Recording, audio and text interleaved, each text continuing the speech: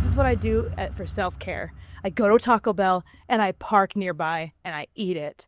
And Who I has listen to nearby podcasts. a police station? No, I get into a cop car. It's my by favorite Grand myself. Theft Auto mission is when you have to go get Taco Bell, then steal a cop car and sit and eat quietly in it before you get arrested and murdered by the FBI.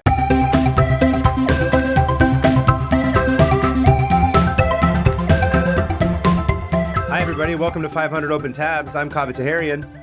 And I'm Hannah Hillam. And today we're joined by another amazing guest, Murad Shaki, a friend, and more importantly, he's a New York-based comedian, currently doing a cross-country tour, and you may know him from his most recent comedy special, Dirty Little Immigrant Boy. So please welcome to the show, Murad Shaki. Hello. Hi. I always love it when I have people plug that before I go on stage, and when it's a white lady hosting, it always lands the hardest. So this is great. I'm perfect. Dirty little immigrant boy. I just pushed through that. I didn't stop. I had one of them brought me up, a white lady, she brought me up, and she was very scared saying the title. She's like, it's his words, and then she accidentally brought me up as Muhammad, so it was excellent. You nailed it, lady. Good job. My first question is what kind of dirty immigrant are you? I'm born in Mountain I can View, say that I'm California. also a dirty immigrant boy. Hi, dirty immigrant boys. That sounds horrible. I can't say that ever again. I don't like that. I feel yucky. I was born in Mountain View, California. My folks came here from Egypt, but the line comes from I briefly dated a Republican, and the joke is, but I liked it because I'm a dirty little immigrant boy and I need to be punished. Yeah. So, there we go. Man. Yeah. Brave. That's very brave Think of positive. you to date a Republican. Oh. So she's like a That's Reagan awesome. Republican or what? No. She always said she was more of a progressive, but that it was an easier career path into politics to go through the GOP. And I'm like, that's what should motivate you for sure. That should be how you're. And now we're breaking up.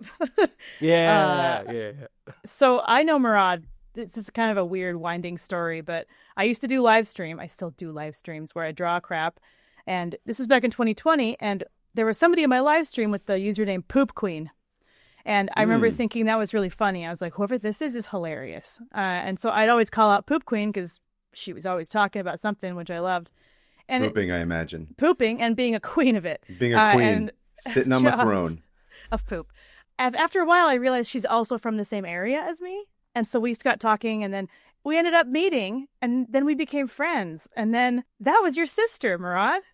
Yeah. Poop on Queen? brand for Sarah. On brand. Uh-huh. Yeah. And Sarah became one of my Not my dear wife, friends. Sarah, by the way. This is a different one, just to Different be clear.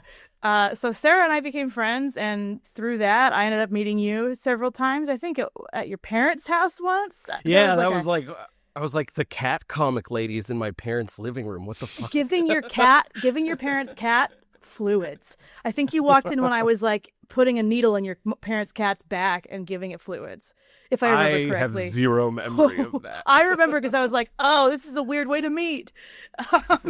But then we got to hang out at your, you guys lived with your sister, and I left you horrible things on your mirror, drawings on your mirror. So, oh yeah, that was awful. I totally forgot. The Terrific. illustration stuck around for a while. it was, and you know what? It's a I don't Hannah even Hillam remember what it original, was. though. It was Belongs in the I museum now. I think a veiny penis was involved. What? You know what? I think you're right. Yeah. I think I made it so the tip was right where your face was. Yeah, Anyway. very vascular. Yeah. Vascular. And so that is how I know Murad. And then I've gotten to watch your comedy career take off. It's been so cool. And I think we met right before I right before, yeah, quote unquote blew up. Yeah. Yeah. We don't like to use that term as MENA immigrants personally, but we like to say that it's going very well is what we should say. Thanks, CIA. I know you're listening after the last episode. Yeah, probably. I buy all my pressure cookers in cash. I don't like leaving a paper trail. You can never be too careful. Yeah. So anyway, your career's taken off, which is what we're going to say. Yes. like an airplane. Yes. That made it to its destination without landed fail. safely. Safely? Yes. Like all the other airplanes. Anyway, on that note. On that note, Murad, are you an open tab haver? Are you not a big tab person? Where do you land on that that scale. We like to say the psychopath scale or the normal person scale, which is us, which is having 500 tabs open. That's the correct answer. But lots of tabs, but they don't stay open too long. Like Okay. I'll have a lot of tabs open, and then after like an hour or so, I'm like, this is ridiculous, and I do a clean reset. Look at Weird. you. So you do That's the like first we've ever heard of binging that. and purging of tabs. Yeah, tab binger. Yeah, exactly. Interesting. So you'll do like a huge deep dive, like intense, and then you'll just close all of them. Yeah, and a lot of those tabs are me forgetting that it's looking something up, forgetting I looked it up, and then looking it up again. So it's a lot of redundant tabs. Yeah. Mm-hmm. We got some of those too. What do you tend to be looking up? Without giving away your tab yet, but just out of curiosity. It's a lot of YouTube rabbit holes. Yeah. It's a lot of I have an obscure problem that somebody on Reddit had 10 years ago, stuff like that. You're like, I can't find any pressure cookers on the black market. Someone you need to help find them me. in cash. Yeah. You're a tab binger and purger, and you end up forgetting and reopening. And sounds pretty typical for the podcast. But what is the one you brought for us today? So the one I almost brought. So I, Nice. as a daily pot smoker, 15 years, I quit about a week ago. Congratulations. Thank you. Which means Hey. I've been awake for about a week. Oh, And God bless you. I found a new way to unwind, because like stand-up is a very unnatural job, and like most people in your life, you're never supposed to be in front of a big audience paying attention to you more than like once or twice in your whole fucking life. Yeah. So it's a lot of adrenaline, and it's hard to unwind and then just go to bed unless, say, you've been a pothead for 15 years. So I found a new way which is like, you guys know those like TV channel apps that are like old school cable that are on like every smart TV where you can like flip channels around? Yeah. So I started watching TV westerns from the 50s. Yeah. Because it's a real great mind number and a nice little way to like time travel. You can't rewind, which I find so liberating, because and it's, if there's a bit of whispered dialogue, I'll rewind 6 times. I like destroy the pace of the show, and then I don't finish it or whatever. So I'll get home. I really enjoy Cheyenne and The Rifleman. I'm a big fan of those two. Okay. And I'm not gay, but I think when I watch Cheyenne, I feel like I'm missing out a little bit. You're like, I might be. Yeah, because the star of it is this 6'6" like Greek god, who's jacked, and this is like the pre-steroid era, so it's like he's natural real jacked. Earth jacked. Yeah, you know? This isn't TRT jacked. Yeah, his name's Clint Walker, and I looked into him, and he had a skiing accident where a ski pole went through his heart. Whoa! And then he was back on set 2 months later. Nice. Dude, this guy is an Adonis. Yeah, that's the power of contracts in the 60s, by the way. Yeah. Like if you're not back we'll put here... another pole in your heart as well if you don't come back to work within 8 weeks. Well, Dude, yeah, that's the other is... thing. Whew. If you like, The Rifleman had 5 seasons and 170 episodes. Wow. So if you think like we're abused as a workforce now, you're right, but man, they had it real bad for, especially like, you know, if my main character got impaled through the heart with a ski pole, I think I'd give him more than 2 months. I personally, I think I would. But like, with enough prescription medicine, he'll be back in no time. Yeah. You know? Yeah, I think they just gave him a bunch of Quaaludes and he was back on set, probably. Yeah. But that's only recently. Like I said, it's only been in the last week. I felt like I wasn't familiar enough to really do it justice on 500 open tabs. So instead, I got into the lovely world of police auditing. Okay. If you're not really familiar with what that is, congrats. Your algorithm isn't contaminated like mine is. Oh, mine is fully contaminated, but it's with like some of the worst things you'll ever see. But let's see if this can outdo it. Well, so basically there are these people that call themselves First Amendment auditors. Sometimes they call themselves journalists, which I think is a generous label to apply. Yeah. But basically what they do is they hang outside of police stations and they just film cops until they get mad. Because it's technically perfectly legal to film cops, but they don't like it. And you'd be surprised on how many of them aren't really fully educated on the law and escalate things. I don't know if I don't know if I'm surprised by that necessarily. I think it's part of the cop test. You can't, if you don't pass it, you get in. You're fine. Yeah. You get in. And what's great is these auditors clearly have undiagnosed social disorders of some kind, like antisocial behavior. And the person we have to thank them. Oh, I should also start with a couple of disclaimers. Basically, okay. They'll piss off the cops until the cops basically illegally detain them, and then they'll cite that you have to have reasonable, articulable suspicion to detain me, which is actually absolutely true. But I did find some advice from a lawyer, which was hey, even if the cops are in the wrong with detaining you, if you're innocent, you should just cooperate so you don't endanger your personal health or anything like that. So I do want to just say, you should not do this. People should not do this. Don't try this at home. Although if you do it, if you're on public property, if there's less than 3 of you, if you're on a public sidewalk, you are allowed to film whatever, just so you guys know. Anything in public you can film. Yeah, anything. That's how reporters do it. That's why you don't need permits when you do the news, because if there's less than 3 people showing up and you're on public property and you're just filming whatever, you're legally allowed to do it. It's only when you're in a private residence or a privately owned place that you have to put up some sort of sign saying that you're agreeing to be filmed by entering this location, assuming that the owner of the location allows you to do that. But theoretically, there's nothing illegal about filming a police station. Man, I'm glad we got these cops will still try and trespass you. Cops are going to try to do anything. They think true. Yeah. So I just watched a video of them defending a Tesla dealership the other day. I saw that. Oh, I saw there was a march in New bootlickers. York with literally 20 cops surrounding a Cybertruck so people That's didn't vandalize it. I'm that's not a reason for you to quit the force. Then I don't know what is. You're I did not sign. Even if you wanted to be a cop, I didn't sign up to protect Cybertrucks. Disgusting. Right. Well, first of all, if you didn't leave the force in 2020 when you should have, true. The fact that you're guarding it anyway, I saw that, I was like, cool.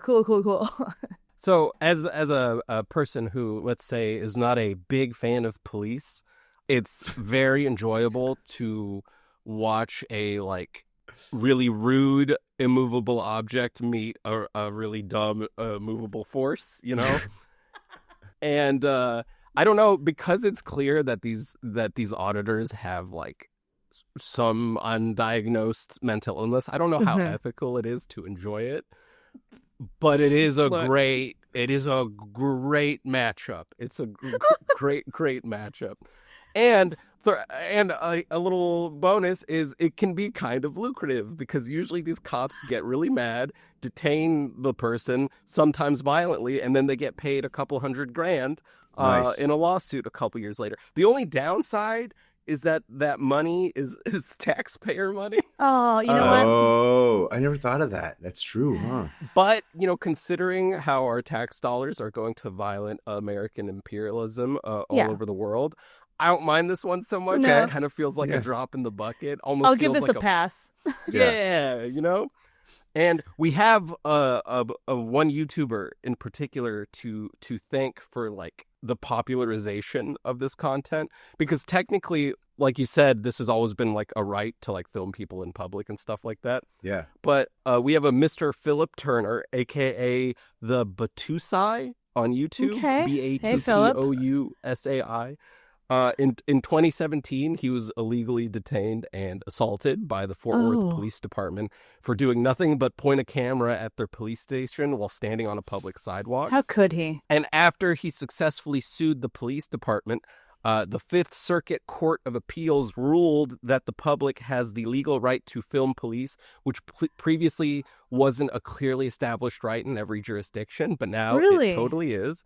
And like I said, I discourage people from putting themselves in harm's way by making such content. But Hannah did let me know privately that she absolutely approves and endorses this behavior, and she really wants you to go around do that to insult out cops' of the 3 of intelligence. us? Yeah, okay. I'll be the one to take that hit. Damn, I was expecting pushback on that one. No, man. Look, you haven't met. I don't think you know Kaveh. I don't. There's no pushback anymore. Just last week at the con, there was one day when you were just like, "I want you to fight back." I'm like, I don't have it. Look, what do you want me to do? You're like, I'm too tired. So you're what like, do I what's the say? point? Why? Although there was that night when there was too much noise happening, and I did fight Oh, back. right. You did 'Cause fight you back. were And I couldn't weak. hear anything that was happening. He was just nodding, and I was like, yeah, he's weak. I've got him. But yeah, no.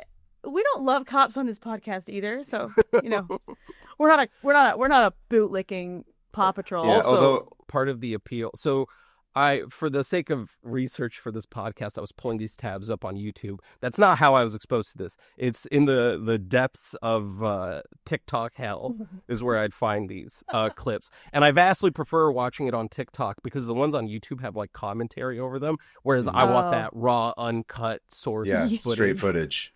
3 And straight half minutes the of appeal is you go into the comment section and you go toe to toe with bootlickers trying to Nice. approve of the cops' behavior. Bot lickers really is what they are, because bot they're not actually lickers. real people, I assume. So wait, are these people just like, do they call themselves auditors? Yes. Are they And CPAs? They give them they give themselves very like they're part of like these dramatically titled agencies like the Citizens Transparency Patrol Agency. I made that one up, but that's like I was like, that's No, amazing. listen, this is fun, but it's like this is a thin line between that and like half of Alex Jones's fan base, essentially. Yeah. Is like yeah. this is a slippery slope, I will say. These seem So like if you want a great starting point, my favorite audit video I call the Taco Bell Man, who is a man named Steven Sarver. Now this one's great because he didn't go looking for smoke. The smoke came to him. Okay. He went and got some Taco Bell and then Already drove love this to a story. parking lot across Yeah. the street to eat the Taco Bell peacefully in his car. A cop Here's pulls what up. here's the thing. Mhm. This is really, I'm going to interrupt your story because this is what I do for self-care. I go to Taco Bell and I park nearby and I eat it. And Who I has listen to Nearby a podcasts. police station? Yes. No, I get into a cop car. No. I need to sit. It's my by favorite Grand myself. Theft Auto mission is when you have to go get Taco Bell, then steal a cop cart and sit and eat quietly in it before you get arrested and murdered by the FBI. Dude, I That's love another that part one. of the appeal is this is such a relatable scenario. This feels like Yes. news you can use, I did this last night, by the way. I did this last night. And I also called Baja Blast BJ Blast to my friend, and I'm never going to Nice. call it anything else. Oh, do you call Buffalo Wild Wings B-dubs? That seems like Absolutely you're- not. That's Okay, what they say I in the guess you Midwest, haven't I spent much believe. time yeah, I I was don't gonna say eat the buffalo Midwest. wings. My wife's from the Midwest, so I'm well versed in that kind of vernacular. I didn't hear B-dubs? that till I went to college in Missouri, and somebody said B-dubs, and I was like, "Get the B-dubs. fuck out of here! Get out of Like, my what is fucking this? store." Look, we don't say that where I come from. We say TB. I called Taco Bell tuberculosis as well. 'cause TB. Tuberculosis. Anyway, Yeah. Okay, I think if you start abbreviating fast food, you should kind of re-examine Mickey D's. certain And- elements. You guys ever did a Mickey D's? BK? look, I've examined myself and come away the same. So Okay, well, at least you looked inward. I did. Um, There's nothing in there. So he pulls over in this parking lot, starts eating his Taco Bell, and a cop knocks on his car window. Mhm. He turns on the camera, has it facing the window, and the first thing he does is the guy's like, roll your window down, and he goes, I'm giving you 2 inches. And he just brings down the window. Excuse me? Oh, okay, that came across a little. What? I mean, he's No, I like only it. bringing down the window 2 inches. Oh, I thought you So said out the cop gate- was going to give him 2 inches. That's why he Oh, opened no, up no, the no, window. No, that'd be a much different video, I think. That's like, we can't talk about this on this podcast. So this sounds like a hustler story that somebody wrote in. That's true. So the cop starts asking him, hey, what are you doing here? And he doesn't say anything. He just starts picking up Taco Bell wrappers and just holding them and looking at the cop, saying nothing. You don't have to say And the anything. cop starts asking, the way these videos always go is the cop asks the person to produce ID, and they immediately stonewall them on that because you don't have to identify yourself unless they have reasonable articulable Right, suspicion. probable cause. So he's going like, Seems I'm so. not really taking questions right now. And he's like, what are you doing? And he's like, are you familiar with the brand Taco Bell? And then he goes, do you see the establishment across the street with the words Taco Bell on them? And the cop keeps asking to produce his ID. He won't. Supervisor is called. So second police officer is I now thought you meant called. the Taco Bell supervisor, like No. the shift leader. Like, He needed to de-escalate the situation because they're trained in doing so. Second officer comes visibly frustrated. And again, another pattern with these videos is you see how fragile a random cop's ego usually is. Oh, yeah. And the fact that they can't get that just baseline of like, I need you to identify yourself. If they're getting stonewalled that early on, they just fucking fall apart. So you see the supervisor getting like visibly angry. Commanding sergeant is called. This is now a 3 police officer Taco Bell case. And then the cops start saying... It's like an improv sketch. The cop starts saying, like, you know, we're asking because there have been some robberies here recently, which you can tell is a fucking lie. That's another always. pattern with these videos is they come up and be like some people will film banks. That's another subgenre I really like, where they just film banks and wait for someone to get pissed off, which invariably they do. Dude, this world... My what is the ethnicity of these people, by the way? I assume they're all white people. Are they all white? I gotta say, so Philip Turner, our Lord and Savior, that's Taco Bell? That is a brave black man. Oh, wow. Brave that is black ballsy. man. Dude, that scares me. Dear Lord. Wait, is this the guy that said, I'll give you 2 inches? No. Okay, I was like, that's... That guy, he seemed like the type that might show up to, say, an Emerald City Comic Con. Yeah, seemed I know more of that exactly. demographic. And it's funny because if you look at the TikTok comments, a lot of the times it'll be a person of color being like, "Oh, this is such a white privilege to be able to test these cops as patients." And I want to be like, "Hey, you should check out the source video and find that this is a Hispanic man." Actually, like, I'm surprised that but it also makes sense that a lot of people motivated to fuck with the cops are from communities targeted by the police. Sense. So it's actually kind of a rainbow of content creators. It's actually like a very diverse community. United Colors of Benetton trying to mess with cops. Well, that's bold. That scares me for that. The sergeant comes. He makes up this bullshit of like, well, there's been robberies. And because the guy is refusing to identify himself, he gets pulled out of his car and arrested for eating Taco Bell in a parking lot. The lawsuit against the Torrance Police Department is ongoing, and I suspect it will be a lucrative one. His name is Steven Sarver, and he is my hero. I love Steven Sarver. Yes. Is he still... I would march. Let's march for him, dude. I'd march for Steven. I'll eat Taco Bell for Steven. We should all go eat Taco Bell and then sit in that parking lot and like do a protest of some sort. All in our cars. I hope my taxpayer money goes right into his pocket. Me too. I don't know what state Torrance is, but I will change my residency just Isn't that to California? ensure. Torrance is here in LA. It sounds like it, right? Isn't that SoCal? Yeah. So it's LAPD. Yeah, boo.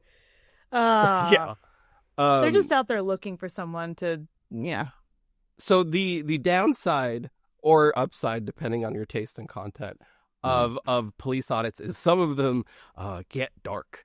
Well, Yeah. So like one of them was at a San Diego community college, and this guy had a GoPro and a he had 2 cameras. He had a GoPro and a handheld camera, and he's just filming a member of the San Diego Community College police force. Not even the San Diego PD. Like a rent-a-cop, not even a real cop. But I think legally he is a police. Yeah. Oh, he is a real cop if they're part of the campus police. But I believe the nomenclature for a community college cop is a bitch ass fake cop. That's how I would identify them. Dude, our cops were at our university. They were like retired cops, and they were the meanest people on earth. Oh yeah. I'm like, I could like an 18-year-old girl could just take you out, dude. I could tell. I will say, going to college in the Midwest, I saw some behavior from college people that would almost get me to sympathize with cops. Like I could maybe understand. I could maybe understand why they have their patients tested the most. I could maybe kind of understand that. University I don't think cops? they ever have. I don't think they ever get to deal with a sober civilian. I don't think that's a luxury they have access to. So this guy's just filming the cop. The cop's like, "What are you doing?" Dude has like just silence, won't say anything to the cop. And then the cop, this is where they like lie. He goes, hey, what are you holding? I don't know what you're holding right now. And the guy finally says, it's obviously a camera. He's like, I don't know that. And he pulls his gun out and starts pointing it at the guy. Oh my God. Just for filming. This is a community college beat cop. And why does he have a gun on a college campus? This is America, We need baby. more- Come on. we need more guns on schools. I've been Yeah. saying that. Hannah's been saying that for years. I've been saying Hannah that for has years. Huge You've advocate. seen me. Look at me.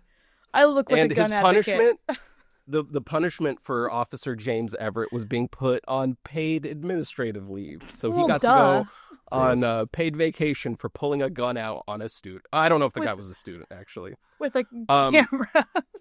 There is a happier subgenre of these audits, which is a guy will just be filming just people in public, and there will be a Karen character that gets mad and then falsely cites that it's illegal to film someone without their consent. Again, if you're in public, it doesn't matter whether you Yeah. consent or not. And it's funny because they'll say it's illegal, but their immediate gut instinct is to start filming the person back. So now they're just partaking in They're the just supposed doing- Right, they're engaging in Fantasy illegal, quote unquote, crime. illegal activity. Yeah.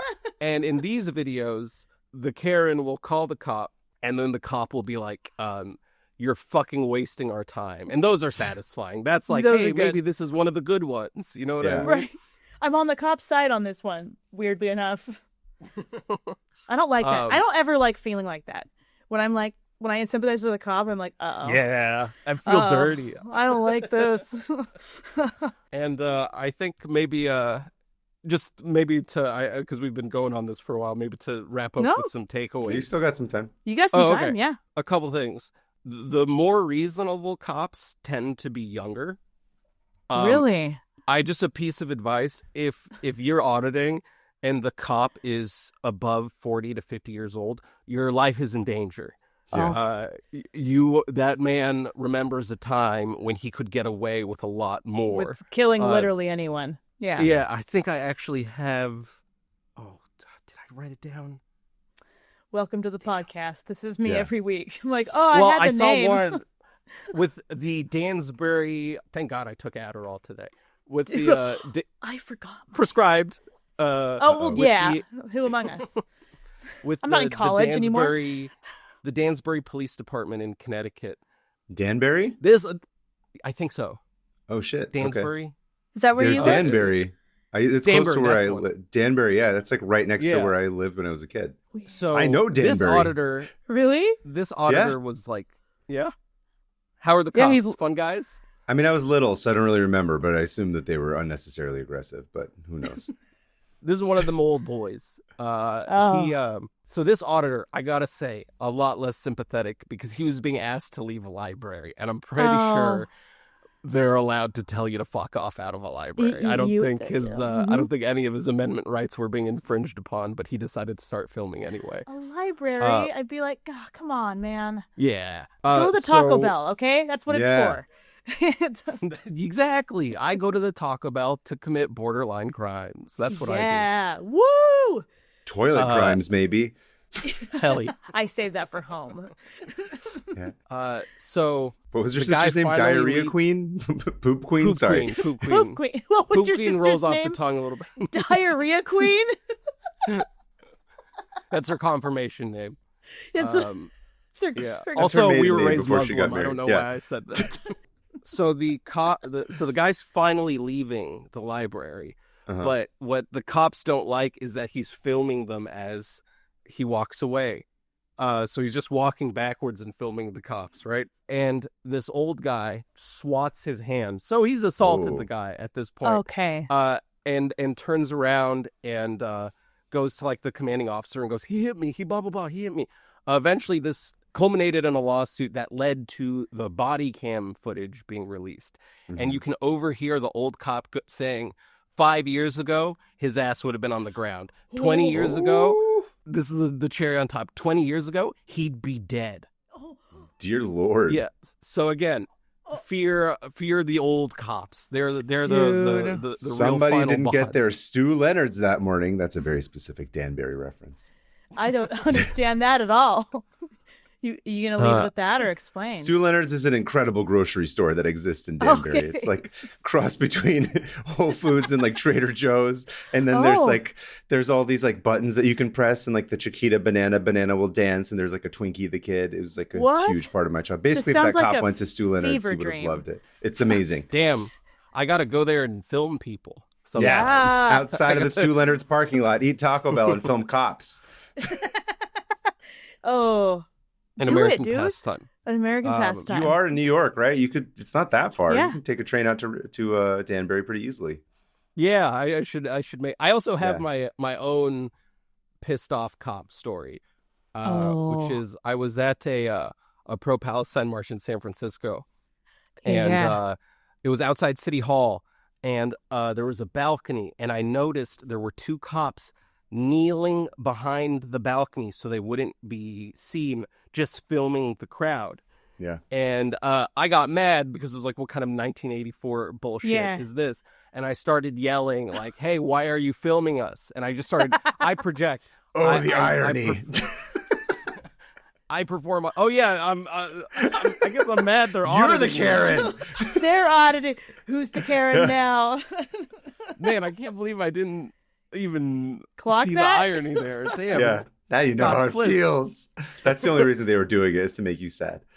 I start yelling, and I'm like, "Why are you filming us?" And then this I didn't make this up. Steroids are a real problem in police departments everywhere.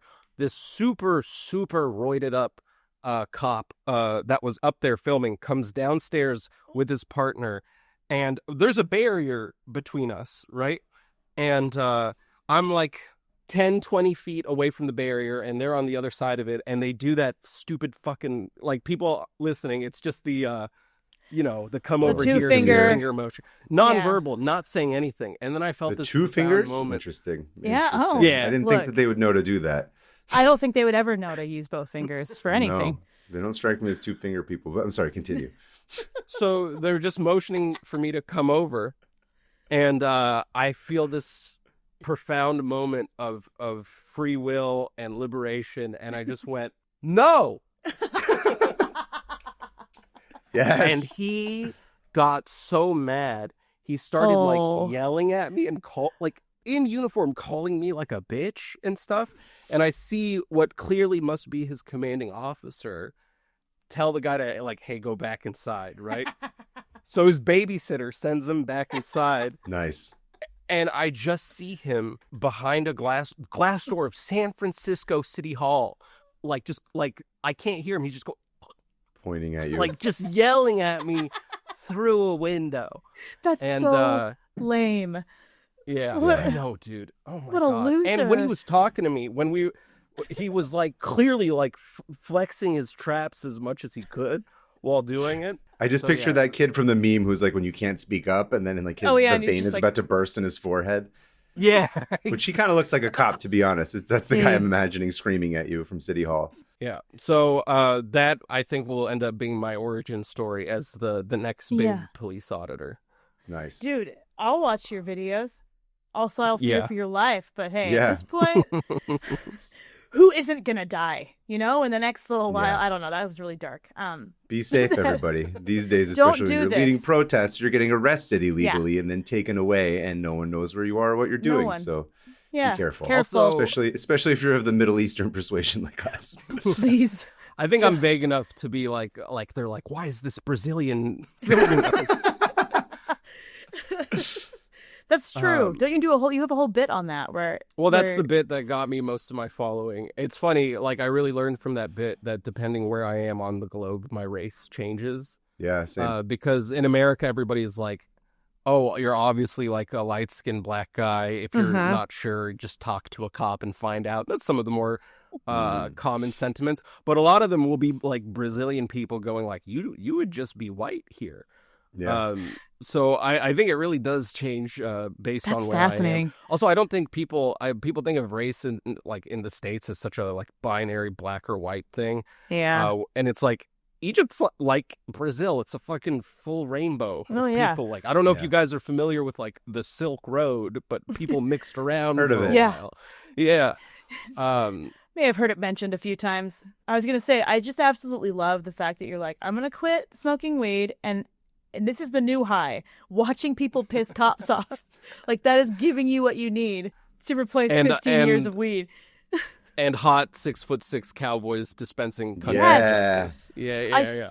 Still have this guy open, and he has his jawline doesn't make any sense. I'm not, seek out a picture of him shirtless. It's there's wild. plenty. Yeah. There's no way. I mean, this is insane. Also, anyway. the downside, I will say, of prepping for this was that Having You to do had it. to write a report. Had to come record the podcast. I understand.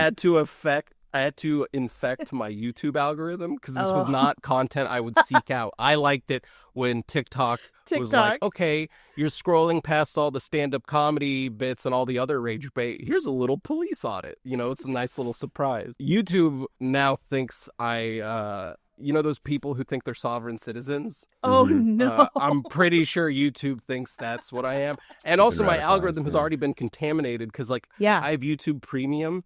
And my dad asked if he could start using it. And I had to say yes because I use all of his streaming services. I can't deny. So, I'm also getting, some basic boomer algorithm infections. So, I'll open my YouTube and a video will be halfway through of, the 50 best breakfast sandwiches in the United You're like, States. Dad. So now I think YouTube has no idea what to make of me. That's how you want it. Breakfast. Yeah. And loves making boy. cops mad. He's a breakfast boy boss. Verified and breakfast cats, boy. I guess. Well, of course. Nice. Well, thank you for bringing us this insane story. Thank you. It was awesome. Be careful, everyone. Again, don't try this at home. Yes. But watch it at home. I'm going to go on a and deep if you dive. do try it, post it online. Yeah, for us to see. Yes. And also, this is sponsored by Taco Bell. But I wish. It should be. We've tried. The last thing. Yeah. So I saw the Taco Bell video originally on TikTok without any commentary, just a Raw. 5-part video. Raw. Because Wriggling. even though TikTok lets you upload a 30-minute video, the people who upload police audit content, it's all 7-part videos you have to go looking for. Yeah. So the YouTube video, the guy, I can't remember the YouTube dude's name, but if you find he's the first Taco Bell police audit results. If you search him, he does comment. He used to be in law enforcement, which props. He turned over a new leaf. Wow. And he'll provide commentary on what the cops are doing wrong and what he would have done in the situation. But then towards the end of the video, he kind of just mutes the conversation and goes, by the way, what's your favorite order at Taco Bell? Leave it in the comments. Dude, I want that. We should do that for Yeah, every why don't we episode. do that? Just We should in do that. case. Yeah. Let us know in the comments what your favorite Taco Bell order is while you're getting harassed by the police in the comments. Yeah. Or just I'm a in chalupa general. guy. I'm a chalupa girl too, dude. I love a chalupa. Nacho cheese chalupa. They discontinued it, but I always add stuff to make it nacho cheese chalupa again. I love a I miss crunch the wrap Mexi personally. melts. Crunch wraps The are Mexi good. melts, Love a RIP. crunch wrap. Love a Mexican pizza, of course. Love an old school tostada. Yeah, they brought them back for a minute. Yeah. Those are from the 60s. That's how old I am, remember? I forgot that you're 80. Yeah. Yeah. I used to like a cheesy gordita crunch. Oh, I used to love a cheesy I think gordita. that means cheesy chubby lady crunch in Yes, Spanish. absolutely. Yeah. Yep, it does. Gordita means fat little lady. Yep. God bless I think. it. It's not a fat taco. It's like a kind of a thin they taco. give nicknames. If you're even a little bit fat, T-H-I-C-C. like in Spanish, someone's going to call you gordo. Who is next? Is it me or you? It's you, right, Kaveh? Yeah, I think last time you went first, so I'll go first this time for the tab. Okay. But What do you again, got? Rod, thank you very much. Thank so you. Of course. My tab this week started as a tab, but quickly became like an adventure. Oh, And don't worry, it's not that exciting. you're like, I'm a cop, and I witnessed I accosted actually was somebody in at their that car. Taco Bell filming. Yeah, I was on the sidewalk. I had less than 3 people. It was public property. It was fine. It all started when, for some reason, I was reading about favorite restaurants of American presidents. Are you Moran's dad? Yeah, You're, basically. watching videos about I was best on his breakfasts? YouTube algorithms. Okay, so back up. Yeah, favorite what? Restaurants of American presidents. Oh no, Ronald Sweatpants Reagan, hell yeah. Hannah's favorite. Murad, have you seen the picture of Ronald Reagan wearing sweatpants? Oh, in sweatpants? We got to send it to him. No, I have not. Oh, here we go. I'm You ready for Google this? it right now. I can't go forward until we send this. No, you have to. I get for context. He sends me this picture like maybe once a week, and at least once a week. I found it. Oh, He's on Air Force One. He goes high-waisted for that one. Yeah. And he tucks them into his shoes, my favorite part. And I love that he's wearing a regular suit, like a tie and a whatever, and sweatpants. And he's You trying ever to been read to the the mail. Jelly Belly Museum in No. Northern California? In Northern California, shrine yeah. to It's over Ronald by Reagan. Sassoon or whatever. Yeah. The Shrine. factory? Yeah. I was opening for Brandon Wardell, who you may know as inventing the He's funny. Harambe meme. That's right. Oh, no shit. Yeah. He's funny. I don't think he'd appreciate me citing that as his claim to fame, but Look, it's no just choice. a bunch of jelly bean murals of Ronald Reagan. Dear It's Lord, we need to insane. find those. Uh, And we his have to favorite find flavor those was black immediately. licorice, like a fucking psycho. Ew, That's disgusting. insane. Ugh. Are you kidding? That explains so much. There's so many flavors, and okay, all right. Those are the ones I throw away, or I Anyway. eat thinking they're grape, and then I want to vomit. Anyway, Yeah. So his favorite Continue. restaurant to eat at was a place in West Hollywood called Chasen's, which was most famous for its chili. And Oh. fun fact, Reagan was said to have proposed to Nancy in their usual booth. I'm gonna die, dude. That chili's gonna trickle right down those sweatpants. Into the sweatpants. Can you imagine a hot pants filled with chili diarrhea? And That's he where the proposes trickle to down his theory wife. came from. He's like, you know That's what? true. The economy is Trickle just down like my leg. when this chili trickles down my leg. It's just like the economy.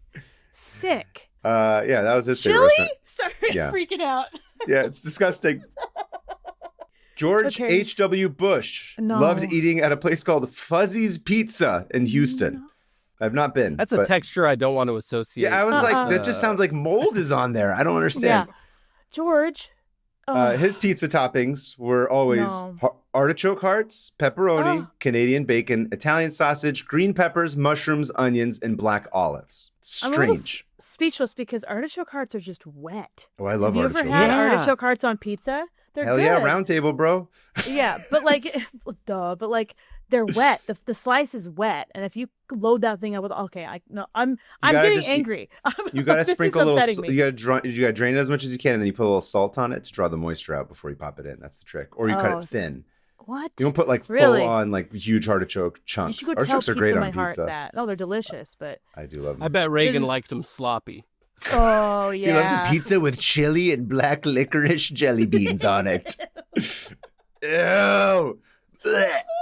I wonder if he didn't have taste buds and that's why he needed wild textures. 'Cause, Or like, taste. Or taste. Somewhat on the opposite political spectrum. It's either Ben or Jerry. I can't remember which one of them doesn't yeah. have a sense of taste, and that's why Weird. they put a bunch of different toppings in the ice cream because it was all about textures for him. Except Oh. he's, super progressive. Oh, good for him. Yay. Opposite. He's the anti-Reagan. Also, Yeah. is that Shazam in the background? I need to call attention to that. Yes, All right. there's Shazam. Yeah. I just wish need he was more in frame. everyone in the YouTube got to go look at this It's a painting of Sinbad. this beautiful airbrushed. My roommate has a wonderful sense of decor. Also, you guys don't see who's sitting at the table with me, which is this man. Oh, that's a nice right skeleton. That's a Is he wearing skeleton. sunglasses? Yeah. He's Yeah, yeah, yeah. beautiful. I thought That's you were cool. like pointing at the cat tree, and I'm like, there's a skeleton in there, and then I Yeah. realized. Anyway, Uh, so that anyway, was George so- H.W. Bush. George H.W. Bush. But listen, let's get down to business. We all know why we're here. We all know Yeah. who we're going to talk about. Uh huh. We're going to talk about our boy. Nixon. Nixon. Tricky Dick. Tricky. Tricky Dick. I was not expecting Nixon. I was like, man, I thought we all knew Trump liked McDonald's. What are we? Oh, cares yeah. about Trump? Boo. That guy could Okay. eat shit as far as I'm concerned. On his pizza, yeah. Yeah, I hope- shit, diarrhea, the original diarrhea, Diarrhea. diarrhea queen. So the answer to what was Richard Nixon's favorite restaurant is vigorously debated amongst historians, but I'm going to go with the more interesting of the two. Okay. Okay, you ready for this? Is it? Yes. So on November 8th, 1960, Nixon, of course, lost to Kennedy handily in terms of electoral college, but by a mere 100,000 or so actual votes. And suffice it to say, old Dick was very pissed. He was devastated. So after watching all the election coverage Fun fact, from a suite at the Ambassador Hotel in Los Angeles, where his rival's brother RFK would go on to be assassinated a few years later. Nixon and his military aide, Air Force Major James Hughes, took a ride. James Hughes. Sounds like a porn name. I'm James Hughes. Jimmy Big. Jimmy Big? This is Deep Throat. Jimmy Big. Okay. He's like, listen, Continue. Richard, we need to go on a drive. We need to clear your head. We need to lighten you up a little bit because you're a little too sad. So they took a drive to the Mexican border. And on the way, they stopped at a restaurant in San Clemente called El Adobe to grab a bite. Now, the El Adobe de Capistrano is a restaurant created from the marriage of two historic California structures. The northern portion of the building was constructed in 1797 and served as the home of Miguel Yorba, who I assume has something to do with the town of Yorba Linda. I don't actually know. There was not much written about him, which is famously where Nixon's from. And then the southern portion was constructed around 1810 and served as a courthouse with the basement serving as a jail. Good vibes. So, right? And the buildings were joined in 1910, but it didn't become a full-on restaurant until 1948, at which point the former jail was converted to a wine cellar, which is kind of fun. Yeah. Now, sure. Being a Southern California boy, Nixon knows that the ultimate comfort food is Mexican. Of course. And as such, he gets to the El Adobe and he orders a few staples. It was like chicken enchiladas or something to that effect. Okay. And he goes to town, he eats his food, and apparently it's just amazing. He's like, this is so good. And not only was the food good, but the quality of service was good. They were really nice to him. They were really sympathetic because he had just gone through this big loss. And he was like just super grateful. He was like, man, that place was great. They took care of me. It was fantastic. They made me feel like the specialist little girl in all of San Clemente. That's a good. I keep forgetting you got a good Nixon. You can do a good Nixon. And then you do it. And I'm like, right? I can hear the jowls. Yeah. Right? Look at that. My favorite time you did Nixon was during our AMA when, what did you call him? You called him... I don't remember anything. Cunnilingus Nixon. Cunnilingus Nixon. And I said, Cunnilingus Nixon's going to be here. And you went, and I said, I know what he's going to You went, and it, like, it made me want to die and laugh at the same time. You got to go watch that. Go to that. We'll link it or whatever. Anyway. The male Hawktua. The male Hawktua. Richard Cunnilingus Nixon. You're going to go with your jowls on that thing. Please kill me. I won't. Look, you're going to sell, make a Bitcoin. Bitcoin, Please. Is that what it's called? Out of Bitcoin, yes. Bitcoin. I don't know how it works, Bitcoin. guys. Make one Bitcoin about it. A singular one. What did one. she do? She like ripped off everybody? Doesn't matter. Move on. I'm getting hung up. Anyway, so this was a moment of loyalty that he would not soon forget. Richard Nixon. Okay. Cunnilingus Nixon. So fast forward to a few years later, and Tricky Dick runs for president once again. And of course, this time he wins. Yay. I guess. Not really. Boo. But Look, it's but what in happened. the Nixon, he's the hero of the story, so we're going to say yay for the sake of him. Boo for all of us, but yay for him. He puts on the customary lighthouse sweatpants that have been passed down filled with chili already. George Washington. Yes, exactly. So he's president, he's in the White House, he's doing his thing, and when he's not busy trying to push Kissinger out of Air Force One and he's in Washington, Nixon starts splitting his time as what was dubbed the Western White House at his family home in San Clemente. Did you know this? Right. Yeah. It was sort of like his Mar-a-Lago or his ranch in Texas that Bush used to go to and all that. So Nixon's just like the rest of them. All these ones that are rich and have big residencies just split their time. Mm-hmm. Because apparently the White House is not that nice, is from what I've heard. I mean, because it's like it's kind of trash. A billion-year-old building, and they're like, there's no plumbing. Like, these windows aren't nice. Like, it's shitty and creaky and not fun. That's why a lot of presidents leave. Yeah. And Lincoln will not stop haunting the bedroom. It's like a multi-hundred-year-old house that was built on a swamp. I don't think it's... Yeah, it's not great. By slaves. So first of all, bad vibes. You can't live there. Exactly. Yeah, famously, slavery had a lot of bad vibes. Bad vibes. Here, I'm going to come out right now and say that I get bad vibes from slavery, and everyone should consider me progressive. Yeah. That's a brave statement. Look at me. Goodness. So, of course, he's going back and forth to San Clemente, and he's there all the time. And he's got a shit ton of staffers in tow, and they're all running around town trying to make sure that the White House West is operating smoothly. And you got to feed all these guys, right? So the owner of the El Adobe, at that point, his name is this guy named Ed Cornwall. Everyone's laughing and writing and cornwalling except Edward. He hears that the president's in Nice. town, and he That was- invites him into lunch. Deep cut, a weirdly deep cut in a weird way. Anyway, So he invites the president and his staff in for lunch, and Dick's like, "Oh yeah, those dudes were bro as shit, and they lifted me up when I was the most sad. Plus their enchiladas were delicious. Party at El Adobe on old Richard." And he shows up, and it's this big deal, and it's covered in the press. People are taking pictures. Nixon's talking up how they have like the best enchiladas. He's like, "Oh, they got the best queso fresco I've ever had," and everyone's cheering, and it's awesome. Blah. And Ed Just Cornwall cheese flying everywhere. flying on the it's like dip, but he's just got queso like a baseball pitcher. And Ed Cornwall, the owner, he's a smart businessman. He loves it. He's yucking it up with the president and the press. He's giving them rounds on the house. They're having the best time. But eventually, the party's over and Nixon finishes eating and they pay the tab and they leave and they close up shop for the day. And Ed goes back to the kitchen. And he gathers up his staff and his cooks and everybody, and he decides to make a crucial decision. And he tells them, from now on, El Adobe is going to be a Mexican restaurant. Because apparently, until this point, El Adobe had in fact not been that, and it had Wait, only what? served continental cuisine. wait, what? So Nixon came in and saw the decor and was like, we're in San Clemente, and was jonesing for an enchilada. And the guys that were running it were like, well, the president asked us to make enchiladas, so we just made these enchiladas. And now Nixon thinks this is a Mexican restaurant. And he came back and kept ordering Mexican food. Damn, that's an executive order I can get behind. Yeah, Yeah, that's a good pivot. If that were me, that's Yeah. smart. Be like, okay, guys, exactly. Nixon has decided we're now a Mexican restaurant. Nixon just decided for them. And now the press is there and they're taking photos. And like all of a sudden they're like, I guess you have to pivot. That's it. Because now we've got all this press in the newspapers. And so they did. Amazing. So from then on, they became a Mexican restaurant. Are they still around? I'll get to it. So over the years, Okay. Dick and Pat became regulars at El Adobe, often dining with their crew in the private Portola room, which the Secret Service loved because there weren't any windows. And they ate there Oh. so much that they even put in a special item on the menu in his honor called the President's Choice. I don't and know it why says, that quote, grosses me out. The President's Choice. Yeah. Served to President and Mrs. Nixon and their guests on several occasions at El Adobe in the Western White House. It includes guacamole, chili relleno, a chicken enchilada, a beef taco, Spanish rice, and refried beans.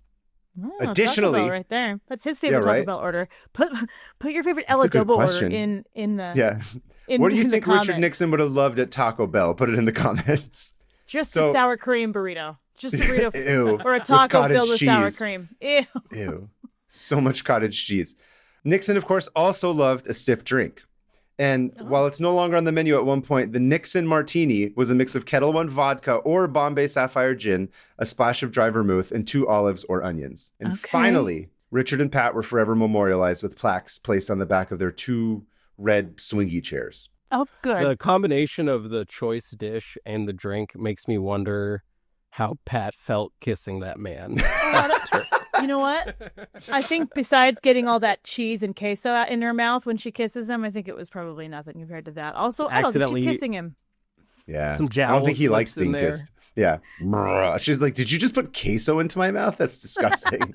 He baby birded queso into Yeah. her mouth. Blech. Or maybe Pat's a freak. Maybe that's what Pat wants. You know what? That's true. I think Pat is probably a freak if you think about it.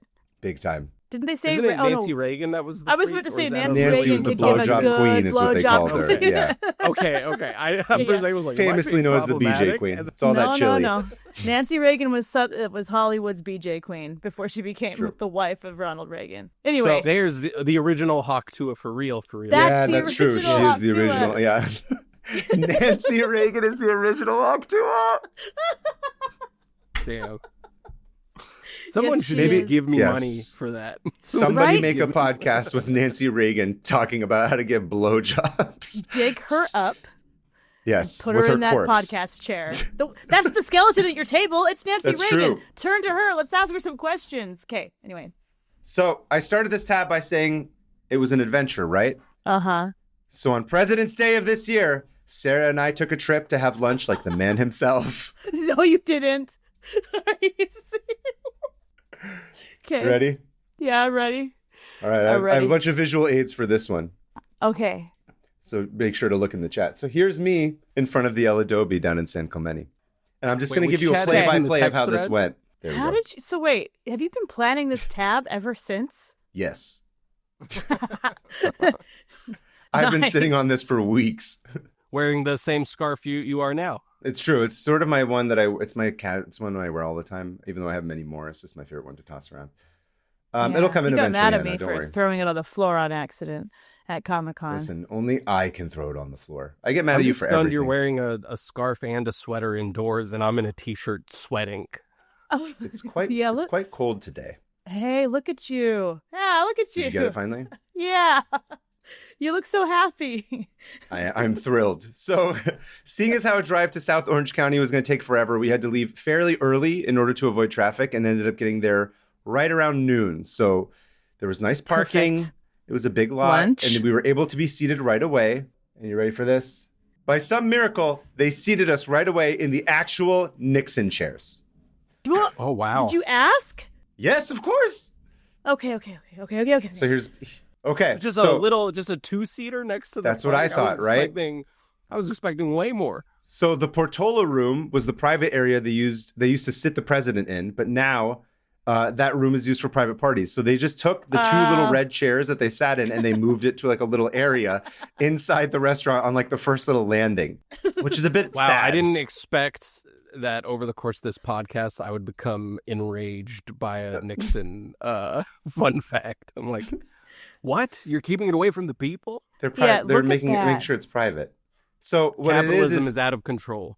it's a little two-person chair. It's a little two-person table. And then if you look in the next picture, it's basically just a framed picture of Richard and Pat, and then like a little fake presidential like seal of like Richard Nixon and Pat Nixon ate here all the Approval? time approval thing that you can see. I'm doing a thumbs up next to. Oh my goodness. Again, for Dude, those I of wanna you go who- here? For those of you who are listening and not a lot of watching, people it's on don't YouTube. know. A lot Yeah. of people don't know that when Nixon famously left the White House and got on the helicopter took them directly to El Adobo. Exactly. Landed outside. Oh, look at you. You look happy. I keep saying that as if you don't look happy right now, which you do. Miserable. I mean, Look let's at be real. that. He looks happier. You look happier. Slightly more happy. So of course they bring out chips and salsa, which is good, but then it's time to get down to business, right? So the first thing I do is the Nixon martini drink is no longer on the menu, but since I have done my research beforehand, I knew what to do. I got a Kettle One vodka martini, but they didn't have onions, so I went with 2 olives. Ew. It was a stiff drink, and it was like noon, and I had not eaten yet, so I'm pretty much immediately drunk. You drank a Nixon on an empty stomach? Basically. Okay. All right. You're so sad in this picture. Okay, I take it So back. I'm doing the Nixon face.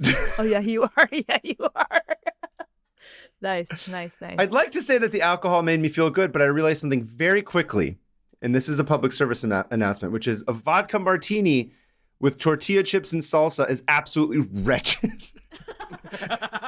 It is disgusting. PSA. Right off the bat, not feeling good. No, immediately sick. Immediately feeling disgusting. At the Richard I'm Nixon already- tribute table. I just have preemptive dread for the ride home. Oh. Like whatever concoction, like whatever was stirring in your stomach on the way back. Liberty. Freedom. And of course, so we ordered like a little bit of guacamole because I was like, I'm gonna die. Like I need to eat like something that's not like just gross, just gnarly. And I'm eating that, and then we're chilling. And then again, you should be drinking like maybe a beer, like a Mexican lager of some sort, or like whatever, or tequila, or like a margarita or something. But not a vodka martini, not a good choice. But obviously, then it comes time to order. So Sarah and I decided to split the president's choice with the small substitution of black beans for refried because I can't handle. Well, those, you I'm can't sorry. do it. Yeah. And when the You're food like a came president. out, oh yeah, you ready for this? Yes. Here's the dish when it finally comes out. I'm terrified of this. I'm just doing like a half restaurant review right now. Yeah, you are with pictures. Oh, that's As- not even food. That's just colors. It's really shocking. It's a lot of food for one person. And Hannah, you always say that I eat like what do you always say? You're like, I'm a skinny person who eats like a fat person. Yeah, you're a skinny guy who eats like a fat guy. But you even do. for You're me, like, this I'm was- going to eat 2 burgers. I'm like, how? Or because you're I like, didn't eat for 12 hours today because I got confused and forgot. And I need to Well, there was, compensate for the calories. That night when we ordered $100 worth of pizza, and you were like, "Let's just get endless." We ate all of it. It was amazing. It was like pizza. So, yeah. It was like vegetables. It was a bunch of. It was a nice dinner. It was. It's a good dinner. It was great. Anyway, so I mean, look at this. This is a shit ton of food for one person. This is insane. Murad, what were you gonna say? If you've noticed, I've been looking at my phone. It's because I'm desperately trying to find photos of the Ronald Reagan Jelly Belly Memorial. As long as it's for a good cause. Yeah, these photos still haven't. Oh. There we go. Oh, that's a ton of food, dude. Yeah. Apparently, Richard Nixon used to eat all of that. You know what? Good for him. Good for him. Enchilada filled with chicken, which I appreciated. Just hot bursting. boxes the White House bathroom afterward. Absolutely. Can you imagine? Taco was good. The relleno was good. Rice, all of it pretty solid. It was good food. I enjoyed it. But you know what's not solid? Is a stomach filled with Kettle One vodka martini while you're eating this. Absolutely wanted to die. Don't do it. Richard Nixon was indeed a madman. Only a crazy person would eat like this. Oh my gosh. By the way, I don't know if you guys have received them, but I sent a photo of the jelly bean mural of Ronald Oh Reagan. no! And then also made a photo with jelly beans. Yes. Oh yeah. Also, there was also one right next to it of Harry Potter. Made out of jelly beans. There's a photo of Brandon partaking in the Jelly Belly wine tasting, and I still have the glass. Jelly Belly wine tasting. Okay, here's the thing. We think that America right now is a joke and stupid and silly and like a comical. It is, but it has always been. Nixon housing all of that Mexican food on a regular basis at the Western White House, and then this jelly bean mural made of Ronald Reagan. Wait, hold on. Backwards. Made of Ronald Reagan. I just pictured a mural of a jelly bean made of the flesh of Ronald Reagan, but flip it. Nice. Oh, you look less happy in this photo. Yeah. That's after I finish the meal. There's me with an empty martini glass. You don't look good. You're not looking fresh. I think if you combine, I did not feel good. I think if you combine that particular style of martini with the President's Choice food place, I think in your stomach mixed with the acid, that's just Agent Orange at that point. I'm pretty sure. Not great. Okay, you're sweating in this photo, Kaveh. Like, you're like, you don't look good. I don't feel good. You were visibly sweating. We were, I'm doing method. So we closed out, and the host was nice enough to show us around, and I told them that we were there for the full dick experience. So they showed us the wine cellar. That's the picture of Sarah walking around in it. We also saw the Portola room, where you can see where Richard and Pat and friends used to eat. The manager came up to you and was like, "Oh, do you guys want the full dick? You guys want the full dick? You want the full dick or the half dick?" There's like this other weird little shrine area that you can go to. That's just like a bunch of pictures, and there's like a that's signed. Haunted. There's a signed menu. I don't believe in ghosts, but that is a haunted room. That's haunted. Sarah looks haunted in that photo. She does. Well, I mean, it is where they did say that there was a ghost there. Oh, cool. Of course they fucking did. I could there's picture a that bunch more tablecloth pictures of covered in blood. I don't know why. Oh, yeah. Okay. Just to land this plane, there is a guest book next to the Little Richard shrine. Listen to the little next to the little Dick shrine. The Little Richard shrine. Oh, there really is a shrine. Look at that. Did you sign it? Oh yeah. You better have I'm signed blur it. out What did the you other write? names that are on there. Oh, of course you're gonna see it right now. I've never seen any signed. I've been to many restaurants where a famous person signs something, and never once have I ever been able to read the message they left. No, because they don't care. They're like, sure, I'll write whatever you want. Wow, look at that. To our friends from Eladobe. Yeah, okay. From our friends. Eladobe. Okay. Richard Nix. I guess he doesn't even bother with the Doesn't O-N. even finish it. Big Nix. Big Nix. So you see the bottom one, Hannah? Did it go through yet? It's still going through. You read it to the audience.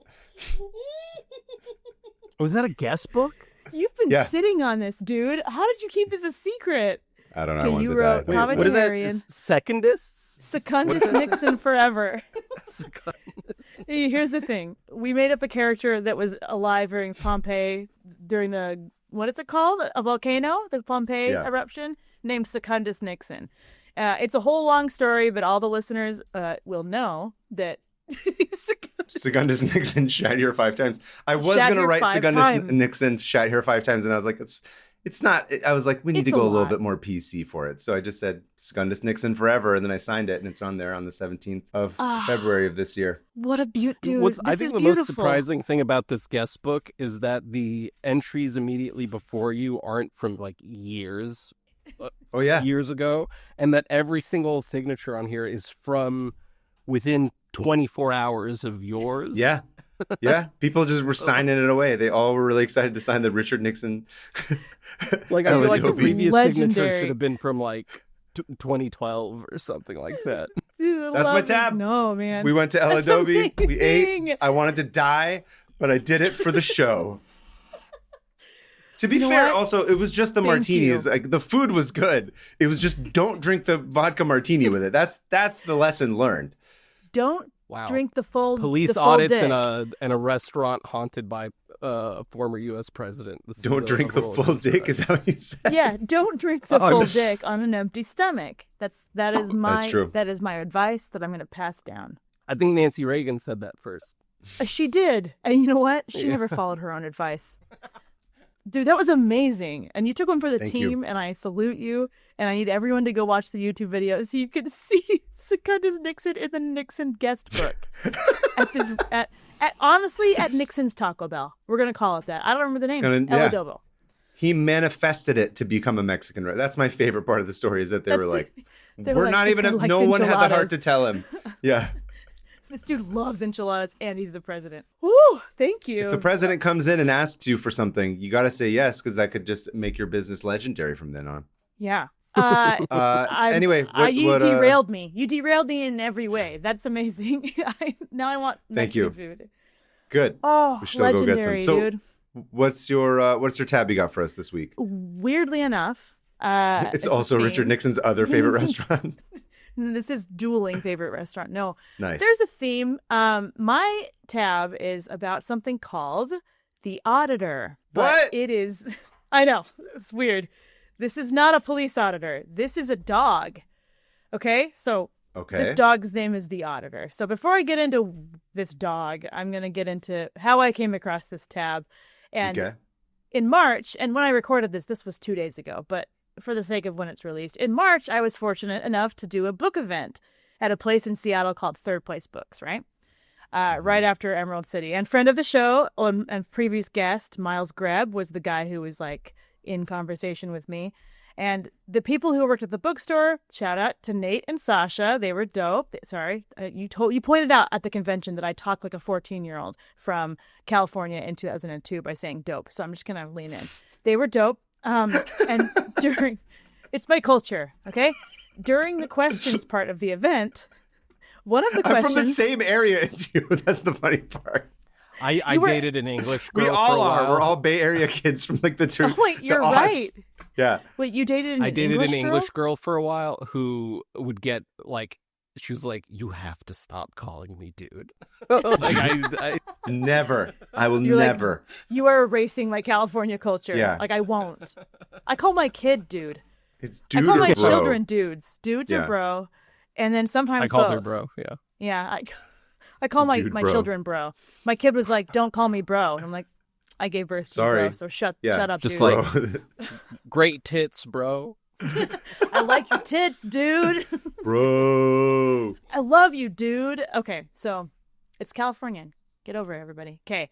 So during the questions part of the event, Kaveh, one of the questions, you're from your friend Kristen, who Oh, I'm just yeah, gonna, yeah. just Shout gonna out to keep saying, Kristen. shout out to Kristen. Kristen is lovely. She was on, if you watch the live stream from the convention, she was the other one there. Yeah. And hi, Kristen. So Kristen asked, because of course she does this, she brought up the podcast because she wanted me to promote it, which was like, Because Kristen's Kristen's the on best. top of it.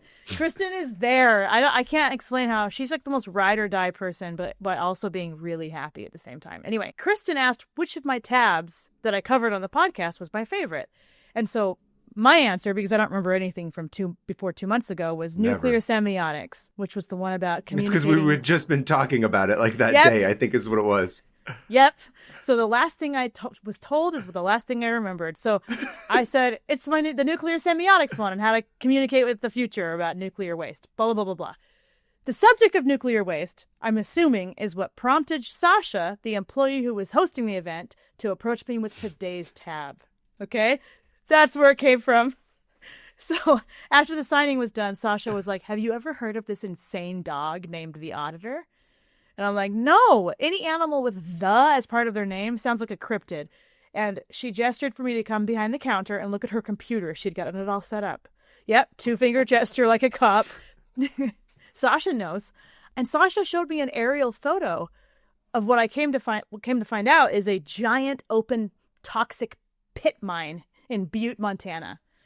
Nice. Before I get into exactly how this dog has anything to do with this pit mine, I'm going to tell you about Butte, Montana really quick. So the pit mines of Moria. I was really hoping for that. So bear with me for a minute. Butte, Montana was this mining town established way back in the 1860s, and it became like the largest copper boom town in the U.S. Immigrants, especially the Irish, flocked to Butte for work, making it home to the highest per capita population of Irish people, Irish Americans, in the country. For over a century, Butte's copper mines... Montana was the biggest? Butte, Montana. I wouldn't have thought that. To this day, is the highest per capita population of Irish Americans. Wow. And they at one point made like a quarter of the world's copper at their height. So this place was like toxic waste because it was just like just so much copper. Like they just threw it all in these piles, like all the residue and just used IUDs. It's just disgusting piles of them everywhere. just piles of IUDs. You know how the 1800s was with birth control, real progressive. So. How did they even manage to make more Irish Americans around all that copper? The Irish and their IUDs. Fun fact about me, I beat my mom's IUD. You did? Nice. Yeah, I'm the It's one, like I'm Charlie the one. Kelly. Nevertheless, she persisted. It's like Charlie Kelly and how he survived the abortion. Right. I forgot about that. You beat your mom's IUD. I just pictured you just like grabbing it and like just punching the copper in the womb. Well, anytime they would tell my, sorry to derail this. No, like, this is what it's about. That never happens on the podcast. they were like, if he makes physical contact with the IUD, he's going to be deformed. Oh no! So anytime they got an ultrasound, I was a little further away from the IUD. You just knew to do it. Yeah, and I think that's why I have like an anxiety disorder because I was playing literally like, from the womb. They were being attacked. The threat of death was constant. You came out ready to fight. And I'm gonna write this down, and that's how jokes are made. Anyway, write it continue. down, please. Your anxiety disorder is from battling the IUD and your mom. Here, I got a good anecdote from when I'm on the Nancy Reagan Hawk Tua podcast later. And she's like, remember, folks, the sign-off is always, don't take a full dick on an empty stomach. Tossed her IUDs in Butte, Montana. Thumbs up. Well, Sorry, speaking continue. of the pile of IUDs in Butte, Montana, they completely contaminated the ground, right? Because copper is a metal, and if you put too much metal in something, it can contaminate it. But besides that, the mining industry there was, surprisingly enough, were super evil to all of their workers or whatever, and shot him in the back as they tried to protest. And they lynched one of the leaders of the mining union. It's normal stuff. So there was just this intense labor struggles in Butte for a while, and big mining accidents, just this insane place. So there's a lot of a spilling over of more toxic chemicals and human blood or whatever. But in 1955. After all that, the Anaconda Copper Mining Company, Anaconda, opened the Berkeley That's a big pit. one, right? I think that's international. It was, and then it went out of business in the 80s. I was like, I don't know why I remember this, but what was the Che Guevara movie? Motorcycle Diaries. Oh, At one point, they're trying to get a job, and they're they get in a fight with some guy who's just the Anaconda Mining Company isn't. For some reason, that name stuck in my mind because I was like, that's a strange name for a mining company. I didn't realize it was real. Right? It's real, and they were deeply evil. Not surprised. As far as mining companies go, they were probably one of the top evil mining companies, and that's saying something. So listen, J-Lo tried to warn us, and we didn't listen. Actually, she did. There's Well, a movie it did called go ahead. Anaconda with Okay, Jennifer I was Lopez. trying to Okay, all right, cool. Famously from the together. 1990s. I know. I Ice was like, Cube, please Owen don't Wilson, let I me think, look is like an in it. idiot. Yes. Thanks, Murad. We both didn't know. Usually I'm the one that's like, what? And he had to explain it to me. Anyway, so the Anaconda Copper Mining Company was like, you know what? These big mines, like the tunnels underground, are super unsafe. So we're just going to open a pit mine, which is what it sounds like, a big hole that they dig. And they opened it on top. A gaping hole, if you will. A gaping hole. And they opened it on top of the literally 10,000 miles of strip mining that they had done over the last 100 years.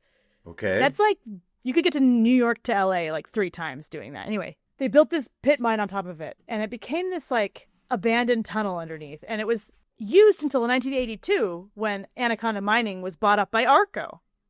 And Arco starts like buying all the neighborhoods around it. And they're like, screw you, immigrants. We're just going to take this and make it more into a pit mine. And then they ended up shooting themselves in the foot because the pit mine, they closed part of it, and then like all the water started rising, and then it got super toxic and like spilled into the groundwater, and the entire city of Butte was toxic. So point is that that's what happened, and the EPA came in and they're like, this is bad. This is now going to become the biggest Superfund site in the U.S., and Arco, you have to pay for cleaning this up. The good old days. The good old days. Enter. And the EPA could come in and do stuff and stop. And they could things actually from have getting like worse. sway over it. So Started over by the years, Richard Nixon, by the way. Sorry. Continue. What? Yeah, Richard Nixon. It was under his presidency where the EPA started. He ate too much adobo, El Adobo, and he was just like, I need someone to clean. Anyway. I can't find an IUD anywhere. What? Okay, so that was my... Great. So this place is toxic, and because of the scope of the mining operation and like the closures and the openings and all that, it just becomes one of the most toxic areas in the nation. Mm-hmm. And over the years, this water kept rising, and these... At one point, 3,000 migrating birds drank out of it one day, and all of them died. Oh, no. All of them died. It has the same acidity as stomach acid, gastric acid. Jesus. And even touching it will, like, deform their little feet, which is really sad. Oh. So that happened multiple times. They drank this freakishly blue metallic water that was, like, on top of the pond. And the state of Montana was like, we got to stop these birds from drinking this water and dying. Yeah. So they put up speakers that projected recordings of distressed geese. So just I think it's if Dave Matthews Band, don't drink the water. That's a crazy vibe. Metallic. Yeah. Contaminated water and yeah, that's what screaming a sensory geese. Nightmare. You're just like because this is now a tourist attraction. People go to this place, and if you can go to this big puddle, this big toxic puddle, you can hear these like distressed geese noises, and also gunshots. They would also like blast sounds of gunshots, and then sometimes they would just pull out a real gun because they'd be like, these aren't working. And they'd shoot at the water and get all the birds to fly away. What is wrong? What's that common like sort of? Oh yeah, a common TikTok comment I enjoy is like, "Oh great, man-made horrors beyond my human comprehension." Just wait, dude. There's 100%. more. So while almost all animals that came in contact with this area, even just in the vicinity, would die, there was one seemingly indestructible creature that somehow survived. And this is a dog named the Auditor.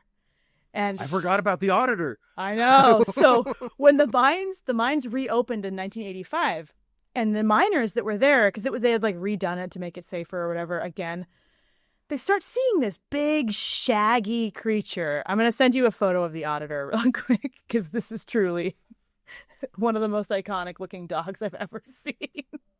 Here is the Auditor. I'm now he's got a little Googling the clipboard. Auditor And he's dog. got one of those like green hats with like a little light next to. Oh, it's like a sheep dog with dreadlocks. So What the hell? they're called poolies, Ooh. which is like, I know. So This thing's like a toilet bath mat of some sort.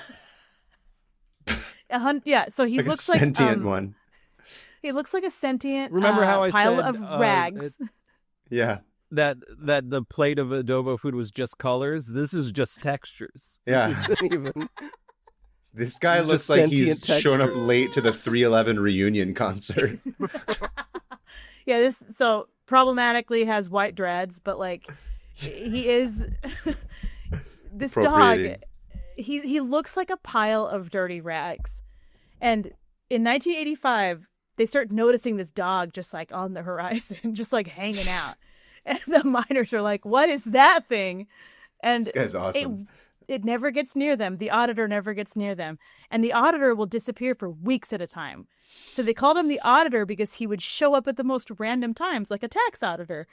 And and sometimes they'd be like, what? Whoever named them had some baggage about their bag taxes. Yeah, they've been audited. He also kind of looks like the inside of a tauntaun after like Han Solo like splices him open.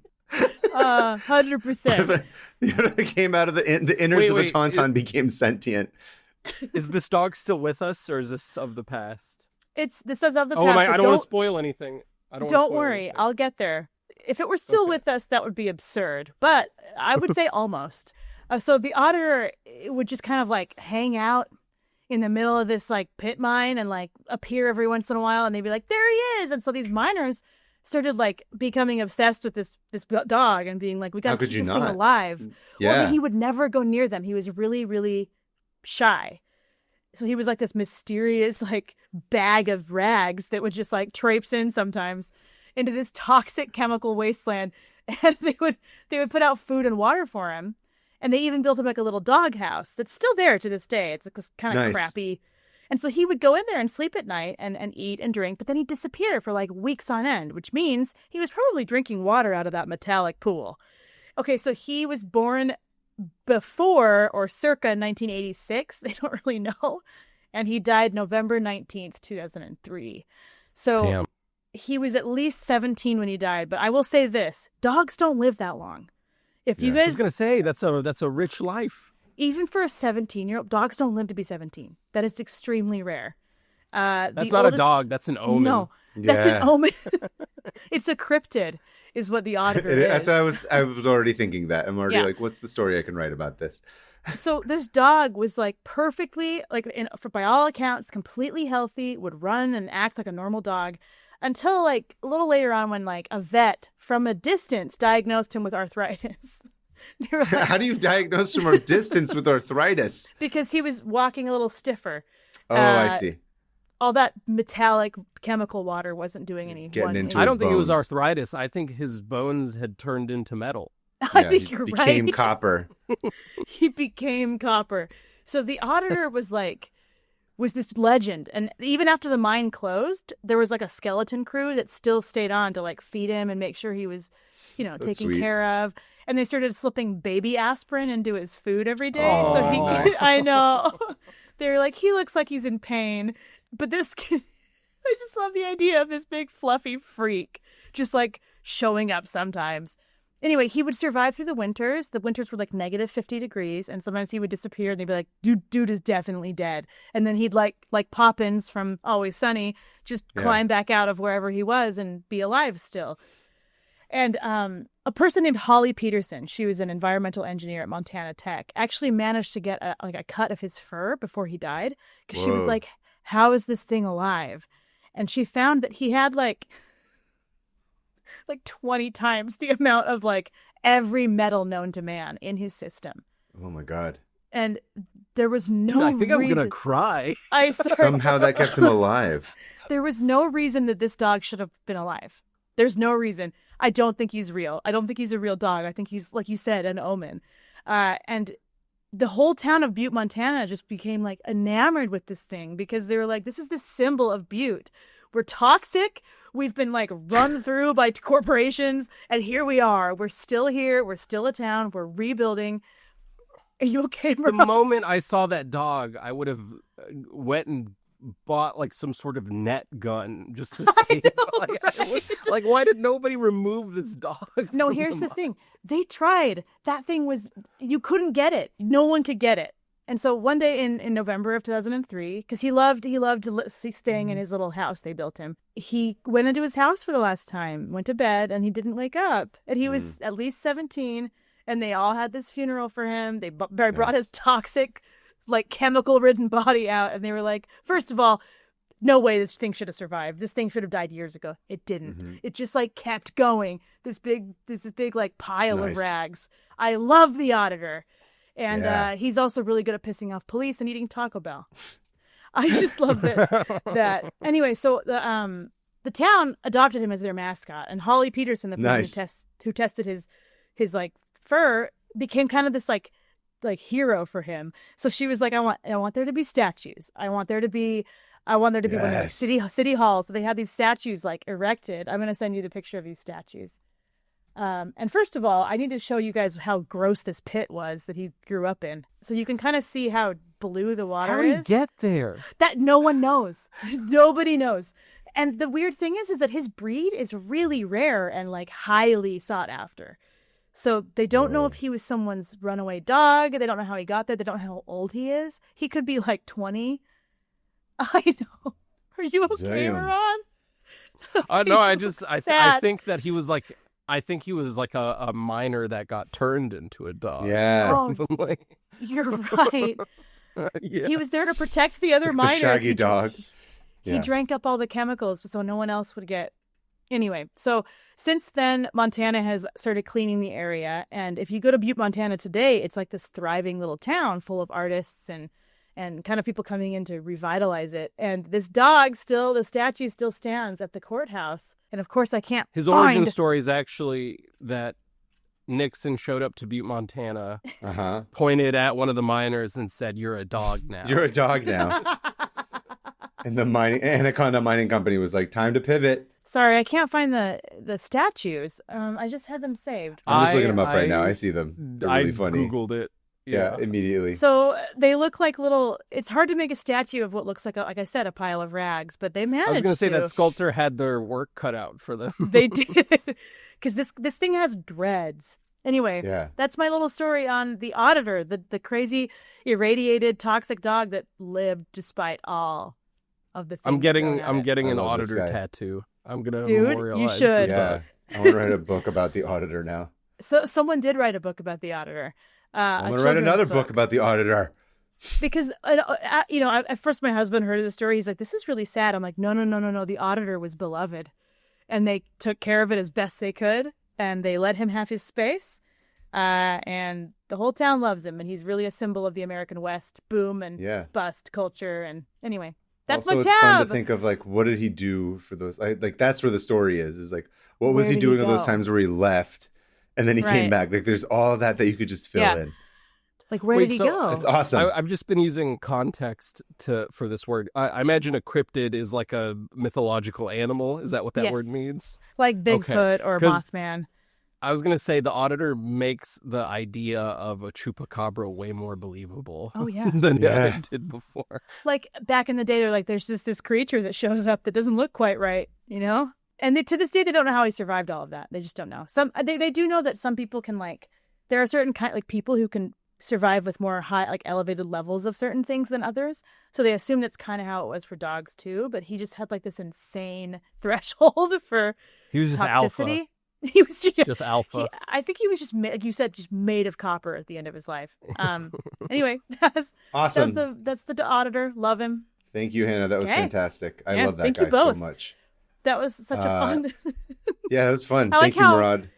Your two tabs had the Mexican restaurant connection, and then mine and Murad's had the Auditor connection. It was nice.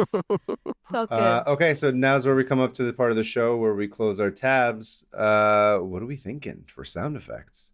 Murad, what do you want to destroy our tabs with? A Like, what barking sound dog? effect? Is the Auditor coming in and taking a piss on them or something? I don't know why. Maybe like screaming policemen. Yeah, a screaming.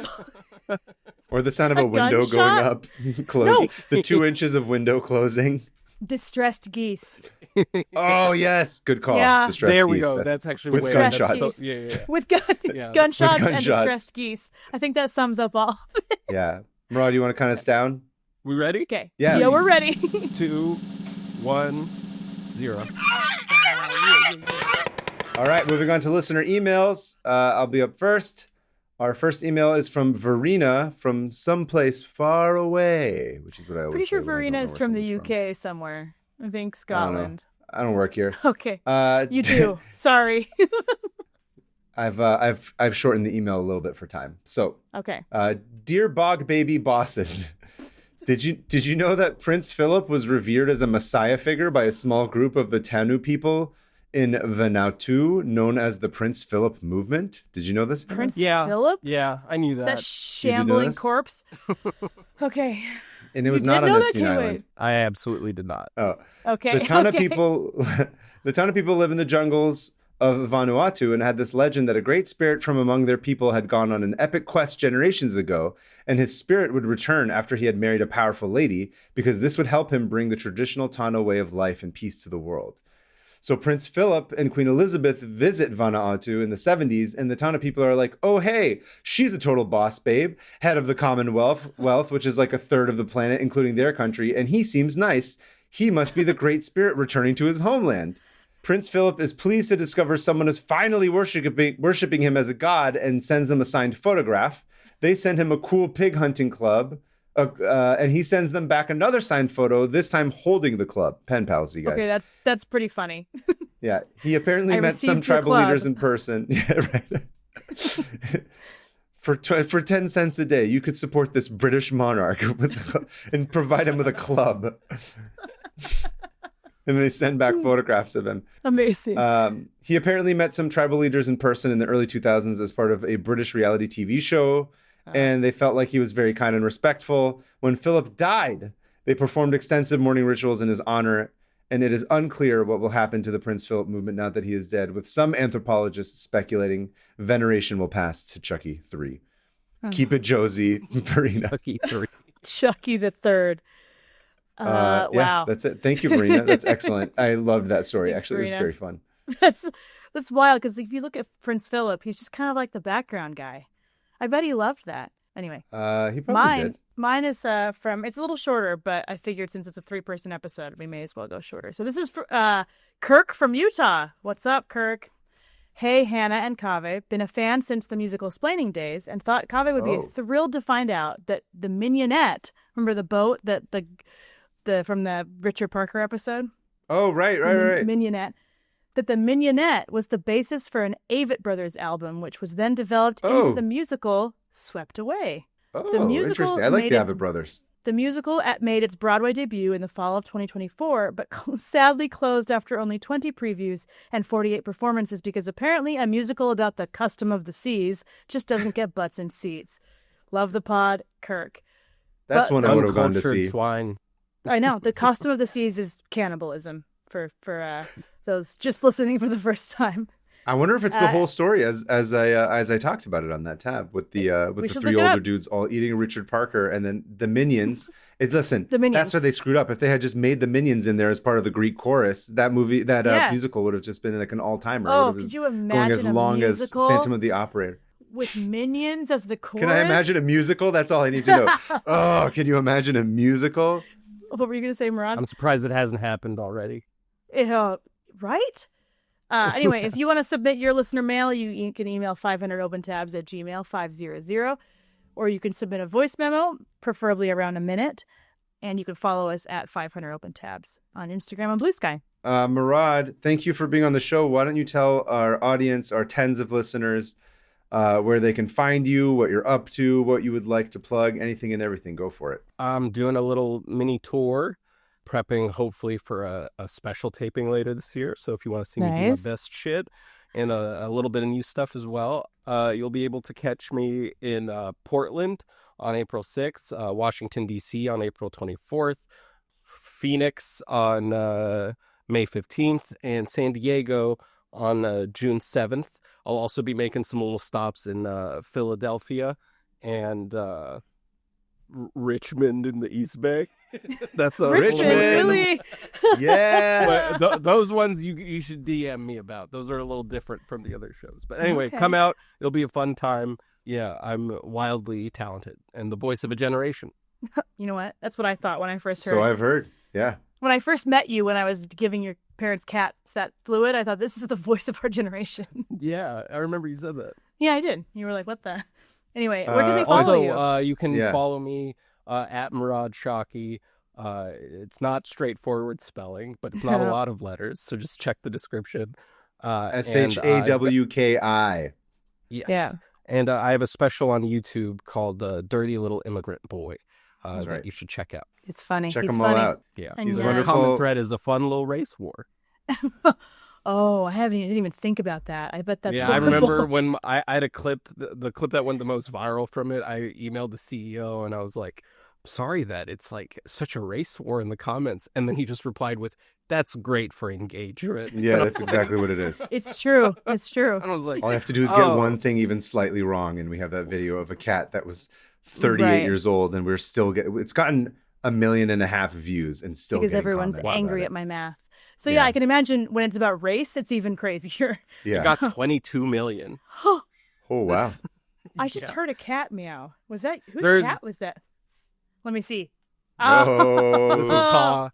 What's Ka his name? has like her name is Ka. She has Hi, some Ka. sort. Is my roommate's cat. She has some sort of separation anxiety because she needs physical contact at all times, and has just been Oh. punching my leg for half of this recording. Anyway, Well, Say thank bye to you Anyway, for yeah. thank you She for said coming hi, on the kind show. of. She did. yeah. No. We too are going to be on tour. Don't forget, Hannah. We're going to be in Chicago next week at yeah. C2E2.